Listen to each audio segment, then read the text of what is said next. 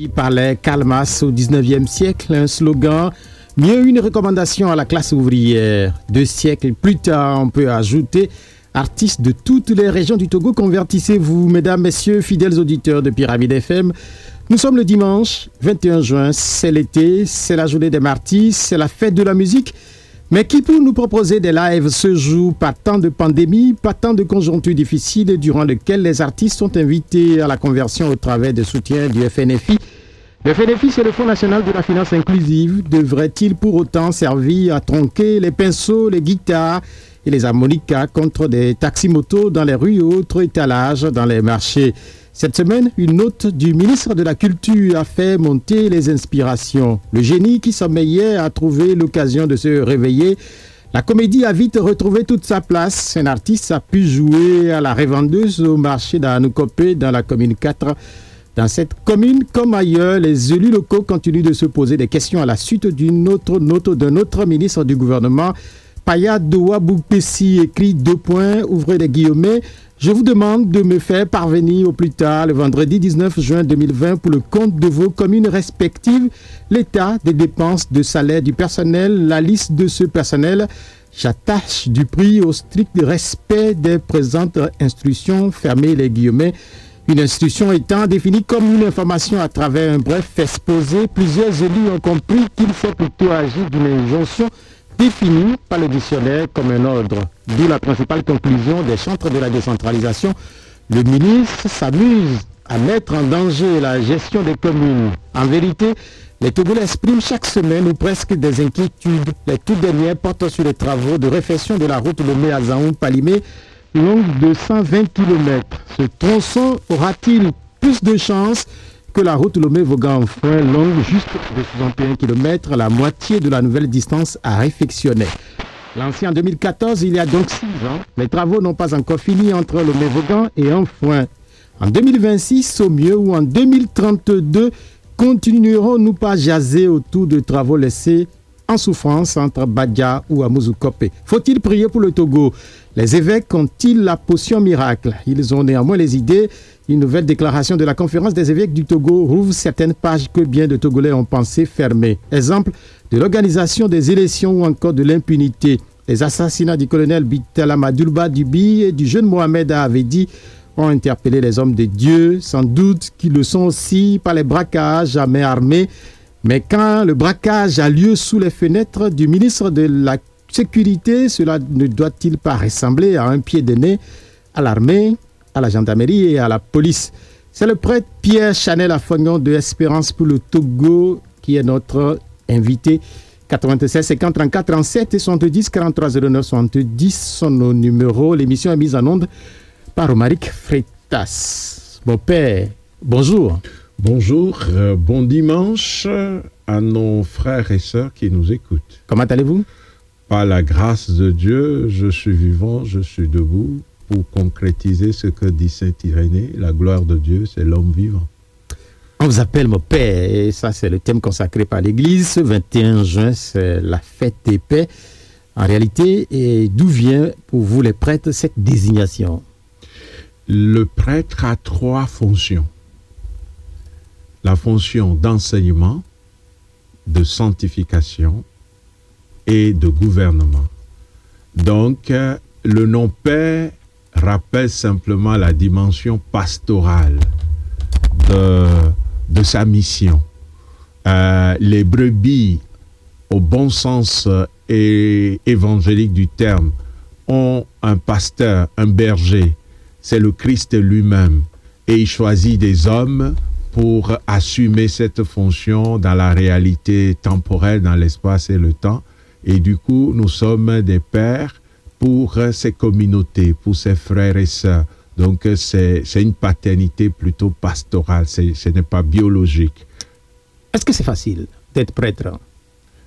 Comme toutes les autres vocations, on ne peut pas parler de facilité. Parce qu'au moins pour nous, chrétiens, voici ce que le Seigneur a dit. Celui qui veut me suivre, qui renonce à lui-même, qui prenne sa croix de chaque jour et qu'il me suive. Du coup, dans le programme de tout disciple, qu'il soit baptisé, époux, épouse, qu'il soit baptisé célibataire, qu'il soit personne consacrée, ce que nous appelons communément frères et sœurs, ou qu'il soit prêtre et ainsi évêque ou autre, il n'y a jamais de facilité. D'ailleurs, la vie humaine n'est pas facile, mais avec la grâce de Dieu, chacun peut répondre, disons, fidèlement à la vocation qu'il a reçue, tout en sachant que cette fidélité est d'abord de Dieu. Parce que l'être humain est pécheur, il est limité, il est faible. Mais le choix est clair, l'intention aussi est claire, et les efforts de chaque jour, c'est d'être fidèle à sa vocation. Abandonner tout, suivre le Seigneur Jésus-Christ, abandonner tout peut supposer beaucoup de choses. Vous ne devez pas vous marier, on ne vous retrouve pas dans les boîtes de nuit, on ne vous retrouve pas dans les bistrots. Vous avez une vie relativement différente. Est-ce que ce n'est pas très difficile? C'est ce que je voulais dire en réalité. Non, je ne pense pas que nous avons une vie d'extraterrestre. Il faudrait que et les jeunes et les fidèles puissent vraiment enlever cette image de leur esprit. Chaque vocation a sa grâce. Moi, je suis heureux d'être célibataire. Je le dis sans aucune peur, je ne suis pas saint. La preuve, c'est que je vais au confessionnal, je reconnais mes péchés, je les confesse devant Dieu, je reçois sa miséricorde. Mais je suis heureux de travailler en obéissant à l'autorité légitime qu'est par exemple mon évêque et les évêques. C'est une réponse à un choix qui est un projet d'amour de Dieu. Je suis heureux d'être pauvre dans le sens où je ne peux pas prétendre par exemple à un salaire correspondant à mes diplômes et tout le reste. Mais quand on voit, nous avons une vie normale, nous mangeons comme tout le monde, et au moment des fêtes, si nous le voulons, nous pouvons danser aussi. Maintenant, il faut de la discipline dans la vie, et ça, normalement, c'est pour tout le monde. Mais le prêtre a la mission d'être un exemple, un modèle de vie spirituelle, morale, civile, ainsi de suite. Donc, il y a, disons, un degré en plus de responsabilité. Mais à dire vrai, nous ne sommes pas des extraterrestres. Nous sommes très heureux et nous vivons bien. Avec la grâce de Dieu, bien sûr. Oui, vous avez dit quelque chose qui est important. Vous aussi, vous allez au confessionnat. Et comment ça se passe pour les prêtres?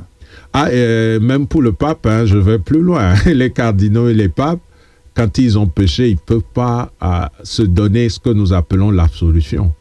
Il doit d'abord faire son examen de conscience, comme tous les baptisés. Il reconnaît devant Dieu qu'il a péché, il nomme ces péchés-là. Ce n'est pas de façon globale, c'est pas globalement qu'on est pécheur, on est pécheur sur tel péché, et à l'examen de conscience, ça peut être à la lumière, par exemple, des 10 commandements et des 7 commandements de l'Église, ou carrément à la lumière de l'Évangile. Et donc, c'est par rapport à la parole de Dieu que nous sommes infidèles. Et une fois qu'on a fait l'examen de conscience, on passe devant un autre prêtre qui a reçu pouvoir d'absoudre les péchés au nom de Jésus-Christ. Et devant lui, on fait l'aveu comme tous les chrétiens. J'ai péché et voici mes péchés, les péchés sont énumérés. On prend la ferme résolution de ne plus recommencer.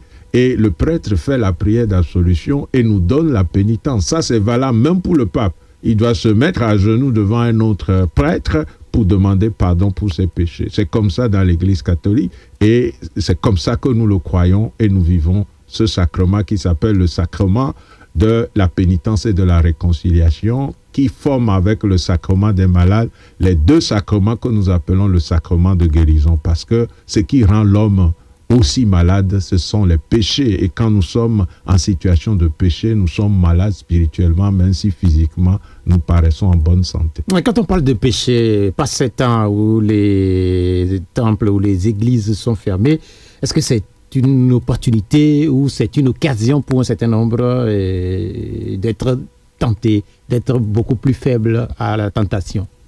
Je crois que fermer les lieux le culte répond à une urgence de l'heure et nous connaissons la cause, c'est l'infection à la Covid-19 qui est une maladie grave qui peut être mortelle et du coup il vaut mieux prévenir que guérir. Nous comprenons cela, mais au même moment ça peut créer chez certaines personnes une certaine fragilité parce que la foi a une dimension personnelle mais aussi une dimension communautaire qui est la célébration. Cela dit, les célébrations ne sont pas pour autant supprimées. Par exemple, nous les prêtres, nous célébrons chaque jour. Et on a essayé, l'Église a accepté qu'en ligne, des chrétiens puissent vivre ces célébrations. Ils ne peuvent pas vivre sans différer, non. Ils doivent vivre ces célébrations toujours en direct. Ils reçoivent la même parole, ils font la communion spirituelle et ont les mêmes grâces. Au moins chez nous, les catholiques, je parle des catholiques. Du coup, les lieux de culte fermés, pour quelqu'un qui est un peu fragile dans sa foi, ça peut être occasion de relâchement. Mais pour quelqu'un qui est vraiment en chemin, ça ne devrait pas l'être parce que tous sont assez à la parole de Dieu. Et dans l'Église catholique, les tests de chaque jour sont connus. C'est en ligne, c'est dans des livres et on peut lire la parole. Et la prière personnelle, on n'a pas besoin du prêtre pour le faire. On doit pouvoir prier en famille. Et ce faisant, grâce à la prière, on maintient la vie spirituelle. Grâce à la lecture et à la méditation de la parole de Dieu, on maintient la vie spirituelle. Et nos églises, elles sont ouvertes pour que tu ailles prier individuellement. C'est le fait de se rassembler qui est interdit. Mais quand une personne se dit, moi, à midi, j'irai prier dans une église, une paroisse, personne ne va lui dire non. Mais ce sont les rassemblements qui sont interdits. Donc, normalement, ça ne devait pas fragiliser, mais concrètement, ça a pu fragiliser certains. Voilà pourquoi la conférence des évêques et d'autres acteurs ou responsables d'églises et de confessions religieuses sont en train d'exhorter le gouvernement à pouvoir ouvrir les lieux de culte pour les célébrations, tout en maintenant des mesures qui vont nous permettre de ne pas transformer ces lieux à des endroits de dissémination de la COVID-19. Bonne transition, mon père, puisque nous allons parler de cette déclaration qui a été rendue publique cette semaine par la conférence des évêques du Togo. Ce n'est pas la première fois que cet exercice est accompli dans notre pays, mais qu'est-ce qui nécessite périodiquement ce type de publication? En réalité, la conférence des évêques a un calendrier pour ces rencontres. Normalement, ils ont 3 rencontres dans l'année que nous appelons les rencontres ordinaires. Il peut arriver que sur un sujet donné, les évêques peuvent se réunir. Ça devient une session extraordinaire. La session qui venait de finir vendredi est une session ordinaire. Et les évêques, comme des pasteurs, c'est-à-dire des hommes choisis par Dieu, pour conduire le peuple de Dieu, ne peuvent pas se taire par rapport aux situations qui affectent ce peuple. Et donc, l'Église étant dans la réalité humaine, concrète, qu'est une cité, ce qui touche les citoyens qui sont des fils et filles de ces évêques, les touche aussi en plein cœur. Et au nom de leur mission prophétique, ils ne peuvent jamais se taire. S'ils se taisent, ils deviennent en quelque sorte des pasteurs qui n'ont pas été fidèles à leur mission. Je venais de dire que le prêtre, et donc un prélat, ça peut être un évêque, il y a 3 fonctions. La fonction d'enseignement. Donc les évêques, à travers leur communication, comme ce que nous avons eu vendredi, donne un enseignement. Et j'ai écouté des gens dire, mais on est fatigué de ça, ils ne font que des déclarations, ils ne font pas des actions. En fait, c'est méconnaître la nature même du sacerdoce et la mission des évêques. La mission des évêques, c'est d'enseigner. Il y a 3 fonctions. D'enseigner, de sanctifier, c'est-à-dire de prier, d'intercéder, d'être comme un pontifex, un pont entre Dieu et les hommes, d'une part, et entre les hommes, d'autre part. Voilà pourquoi une de leurs missions au nom de la sanctification, c'est de travailler à la communion. C'est ça qui fait que des fois, les gens disent, mais pourquoi les évêques ne sont pas plus tranchés, ainsi de suite? Mais un évêque ou des évêques ne peuvent pas poser des actions qui brisent, par exemple, la communion. Et la dernière mission, justement, c'est de gouverner. Il ne s'agit pas ici de gouverner la cité, faisons bien la part des choses, mais de gouverner le peuple de Dieu. Et donc, vous allez voir que dans leur mission de gouvernement, c'est eux qui vont nommer, par exemple, des curés qui ont charge d'âme sur un territoire donné. Ils vont nommer des gens dans les œuvres, ils vont nommer des gens à différents postes dans les écoles et autres pour que le service pastoral puisse être assuré pour le bonheur, le salut, la sanctification de ce peuple. En le faisant, qui viennent nécessairement sur le terrain civil, qui peut prendre en compte la politique, l'économie, la culture, tout ce qui touche les hommes. Parce que rien d'humain n'est étranger à l'Église, parce que, comme le dit le pape Paul VI, l'Église est experte en humanité. Elle est mater magistra, elle est en même temps une mère qui engendre à la vie en Dieu, et en même temps, elle est maîtresse dans le sens où elle enseigne les valeurs, elle enseigne la moralité, l'éthique, elle enseigne la doctrine, les vérités éternelles sur Dieu, mais aussi sur le bonheur des hommes. Voilà pourquoi l'Église a un corpus qu'on appelle la doctrine sociale de l'Église qui rassemble l'enseignement de l'Église dans le secteur social.